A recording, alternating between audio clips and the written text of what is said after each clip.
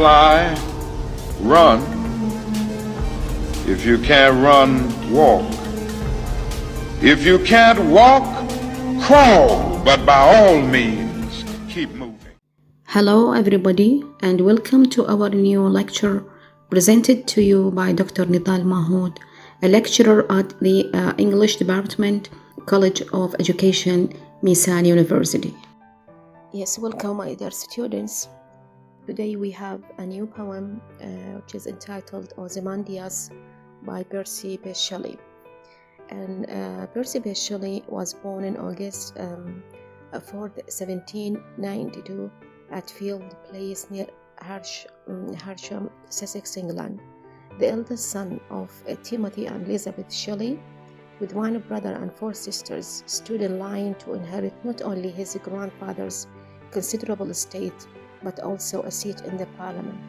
He attained Eton College for 6 years, beginning in 1804, and then went to the Oxford University, and he began writing poetry while at Eton, but his first publication was a Gothic novel, Zastrosi, 1810, in which he voiced his own heretical and atheistic opinions through the villain Zastrosi. And that same year, Shelley and another student, Thomas Jefferson Hogg, published a pamphlet of burlesque verse, posthumous fragments of Margaret Nicholson.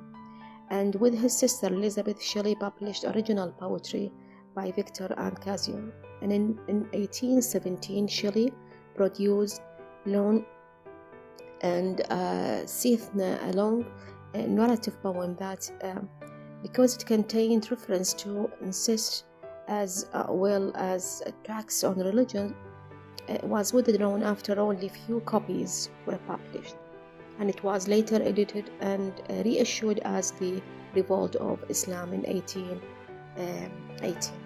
At the same time, he also wrote revolutionary political tracts, signed The Hermit of Marlow.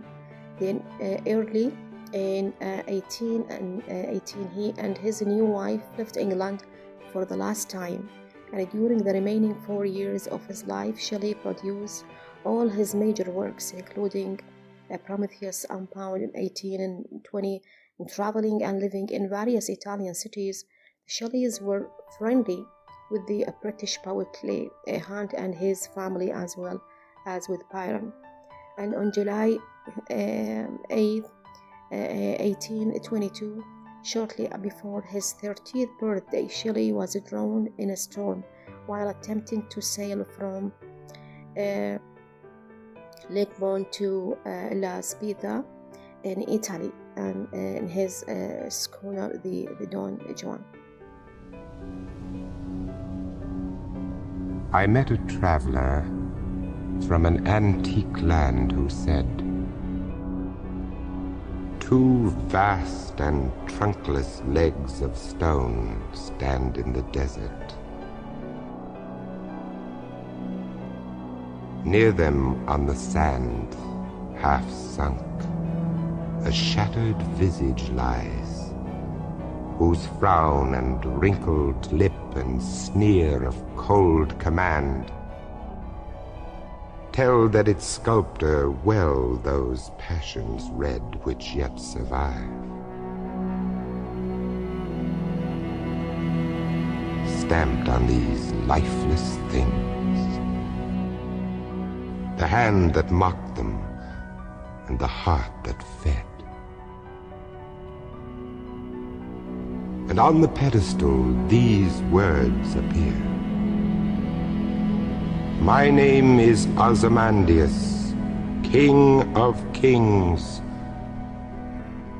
Look on my works, ye mighty, and despair. Nothing beside remains. Round the decay of that colossal wreck, boundless and bare, the lone and level sands stretch far away. Yes, let's explain some of the important words of the poem. Here we have the word vast, which means immense or great. Trunkless leg, the legs without body. And we have the word antique, it means very old or ancient. Shattered visage, broken face. And we have a frown, it is an expression of scorn. Wrinkled, it means with small lines in the skin. A sneer, it means to show contempt. And cold commands means orders. We have the word sculpture, it means the artist who makes monuments of stone. Survive, it means continue to exist. And we have the word stamped, it means engraved. Lifeless things, it means pieces of the statue. Yeah, it means you. And we have mocked, laughed at, fed, caused. Pedestal, it means the base of the statue. And we have mighty, it means very powerful. And despair, it means hopeless. And decay, it refers to the ruins and destruction. And the last word is colossal, which means very big. The general meaning of the poem is that the poem is about a statue that was found in a desert and it was destroyed into pieces. Yes, let's move to the detailed meaning of the poem. Yes, the poet opens his poem by saying that he once met a traveler from an ancient land, a very old or antique land, who told him a story of a statue that he had seen. I met a traveler from an antique land who said, so we have the first speaker is the traveler. And he is, of course, or he had seen two great trunkless legs of a statue. He tells us something about or an experience he had ever had. Okay? Yes, in fact, the traveler, he is the first speaker, and he tells us a story of a statue that once he had seen in a desert. Okay, so we do not know exactly who is the traveler. We do not know anything about his identity or where does he come from. Maybe this is intentionally done by the poet Percy Shelley in order to use him or to as a universal man. He does not belong to a certain time or a place. So he has also a universal message that the poet himself uses the traveler as a tool in order to convey a message or a universal message for his readers. Okay, so he said that the traveler, he saw the trunkless legs of a statue. It means that while he was in the desert, he saw a statue, and this statue it was broken. Half of the body, it was without body. The body and the head of the statue were broken in two pieces, and they were buried in the sands. And then he came to describe the face of the statue. The face was frowning and sneering with wrinkled lips. And maybe this shows that the man was not an ordinary man. Maybe he was a king, and he was a man of authority or a man of power. Yes, he said, I met a traveler from an antique land who said, two vast and trunkless legs of stone stand in the desert. Near them on the sand, half sunk, a shattered visage lies, whose frown and wrinkled lip and a sneer of cold command. Yes, of course the statue, it is of the King Ozymandias. He is supposed to be the Egyptian pharaoh Ramesses II. And the face of the statue reflected the character of Ozymandias, which showed that he was an arrogant, he was an abusive man, he was a commanding man or character. And then he goes on to describe the sculpture. Yes, till that its sculpture will those passions read, which yet survive, stamped on these lifeless things. The hand that mocked them, and the heart that fed. And on the pedestal these words appear, my name is Ozymandias, King of Kings. Yes, The face of the statue reflected the character of Ozymandias, as I told you, and it seemed to be that he was a very commanding man. He was a powerful man. He showed a kind of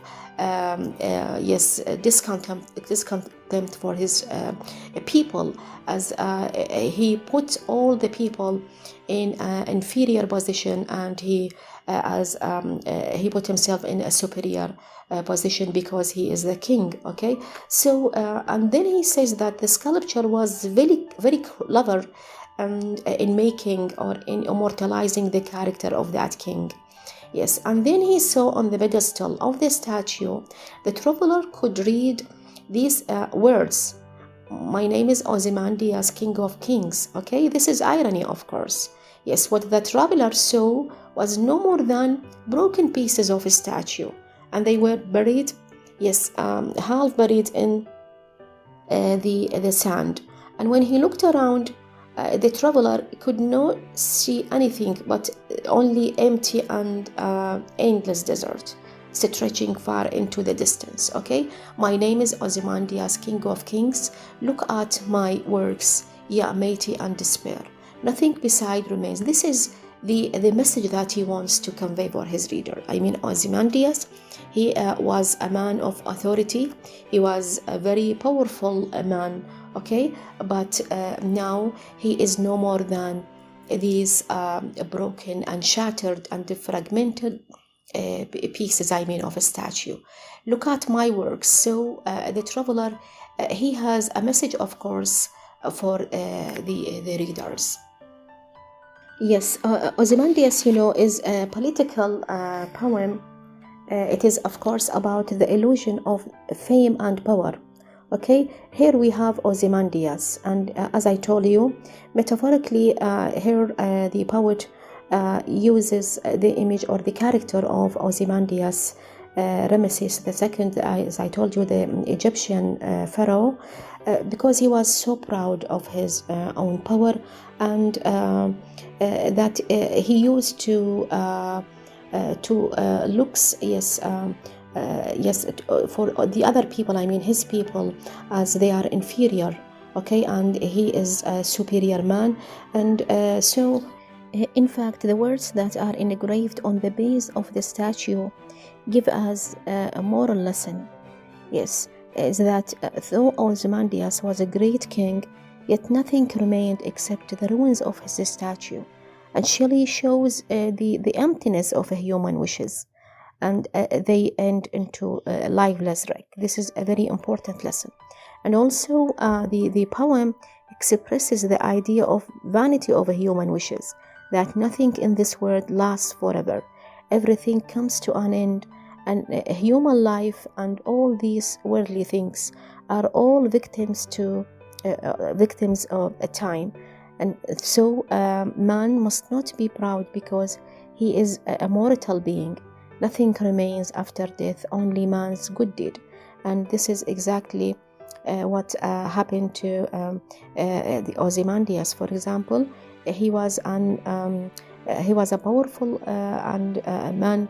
He was a man of authority, and he believed that he would live and remembered forever, even after his death. Okay, but the fact is completely different. Yes, and now we do not have anything, only the ruins of his statue. Okay, because maybe he was not a good man.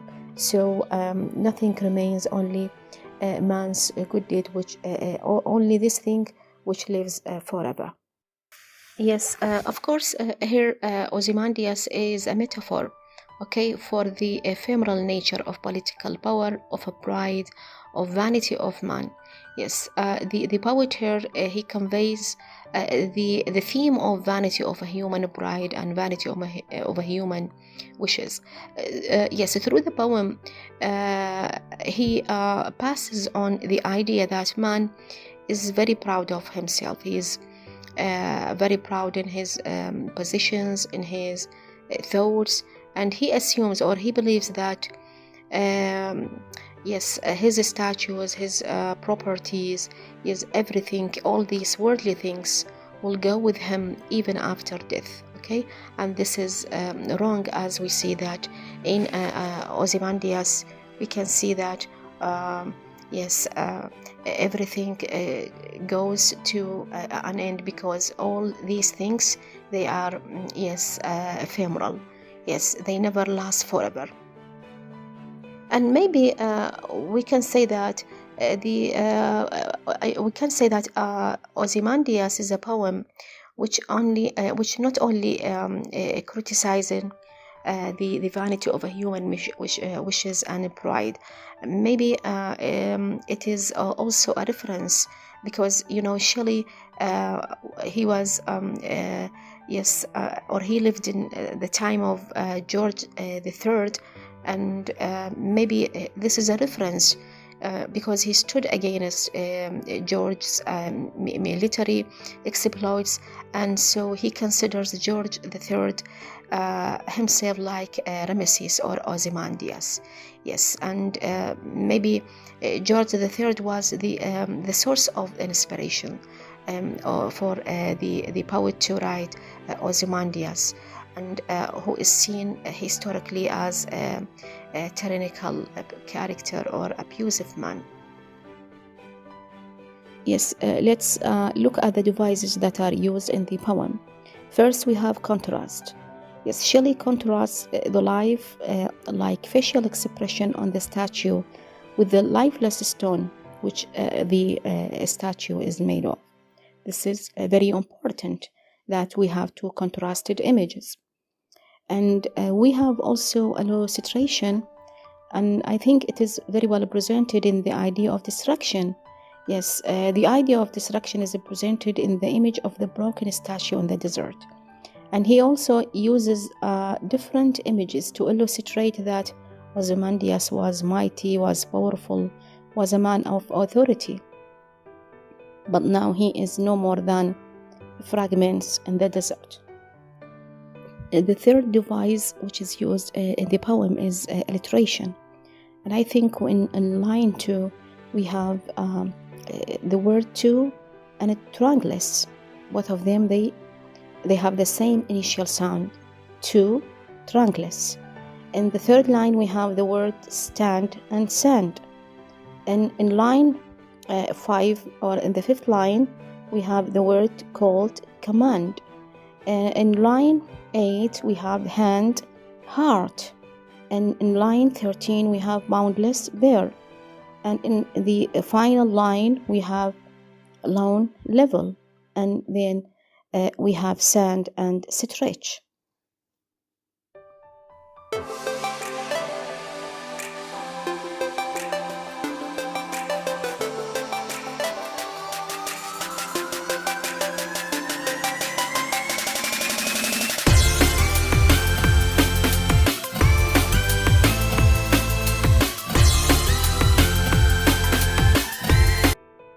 Hello everyone, we have here a poem by Percy Bysshe. Percy Bysshe is a famous British poet, and this is one of his most famous poems. First, let's look at the title, Ozymandias. This is actually the name of an Egyptian pharaoh, and we know him today as Ramses II.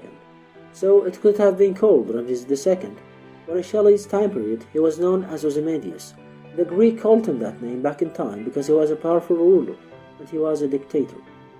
If we divide the name Ozymandias in two halves, we will have Ozym, which means breath or air, and Mandius, which means to rule. That's in Greek language, of course. So Ramses liked that name, and he started to call himself that. Now, if I pronounce the name of the poem Ozymandias, giving it 5 syllables, but Shelley in his time period and in Britain would have pronounced it Ozymandias, giving it only 4 syllables. Now, why does it matter? Well, because Shelley is trying to keep his line lengths to about 10 syllables in this poem. So when he says Ozymandias, he fits just 10 syllables on his line. If he said it the way I say it, then he would have an extra syllable, and it would not fit the pattern. However, I should go ahead and say that Shelley did not follow a super strict pattern with this poem, especially when it comes to the rhyme. He has a lot of rhyming line endings, but they don't fill out this pattern like a machine. There's a little bit of what's called enjambment, where the sentence doesn't just end on the line index, it goes on to the next line, so that we have to go past the line break in order to finish the sentence. If we first look at the poem, we will see that it has 14 lines. Well, this poem is a sonnet, and as a specific rhyme scheme, it's technically a Petrarchan sonnet. There's more sense of surprise in this poem, and that's really nice, and one of the reasons that this poem is so famous and works so well. So let's get reading it. Ozymandias by Percy Bysshe. I met a traveller from an antique land who said, "Two vast and trunkless legs of stone stand in the desert." So this is pretty simple. I, the speaker, I met a traveller from an antique land. Antique means old, steeped in history or in time, and in this case Egypt. So I met a traveller, he's been to Egypt, and what did the traveller see there? He saw these two trunkless legs. That means legs without a body on it, because the middle part of the body is called the trunks. So if we divide the human body into three halves, we will have the head, the trunk, and then the legs.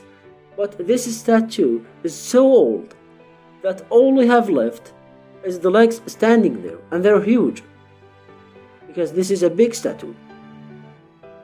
Near them, on the sand, half sunk, a shattered visage lies, a shattered head, a face whose frown and wrinkled lip, and a sneer of cold command tell that its sculptor will those passions read. That means that the sculptor did a good job of reading the facial expression, this boastful expression, where there is a sneer and this commanding expression, which yet survive, stamped on these lifeless things. So the expression is stamped on the lifeless stone, the hand that mocked them and the heart that fed. Now the hand that mocked them refers to the sculptor's hand, the hand that mocked them up, the hand that made them, the hand that sculpted them.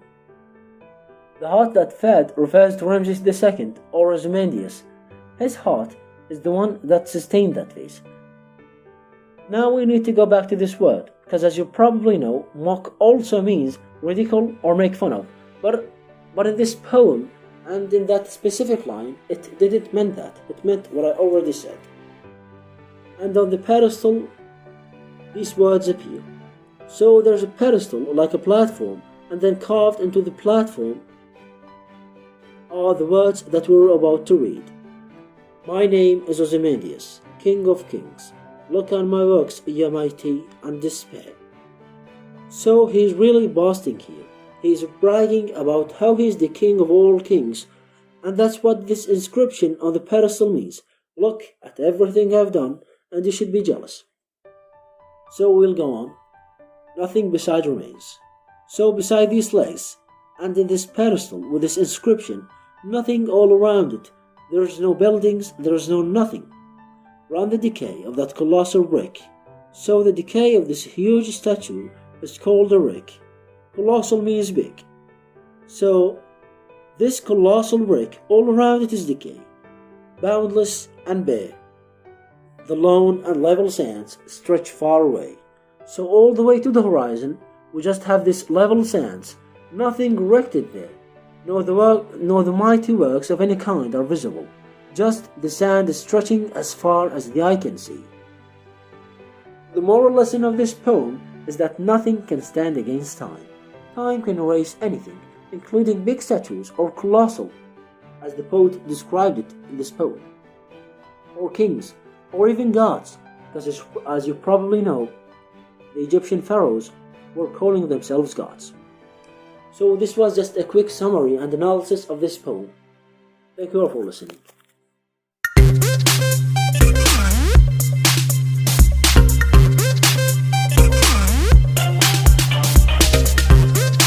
If you can't fly, run.